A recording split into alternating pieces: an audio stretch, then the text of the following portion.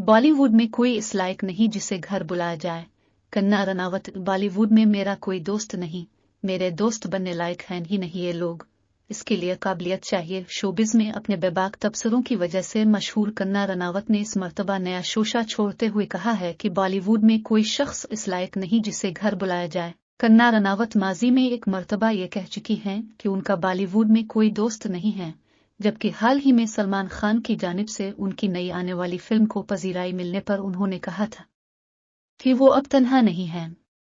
ताहम एक YouTube channel पर कंगना रनावत ने एक मर्तबा फिर अपने माजी के बयान पर इत्तेफाक किया और कहा कि बॉलीवुड में कोई ऐसा नहीं जो उनका दोस्त बने।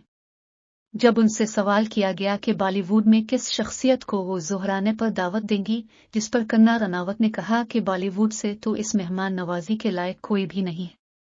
कंगना का कहना था कि उन्हें घर तो बुलाओ ही नहीं, बिल्कुल भी, बाहर कहीं मिलो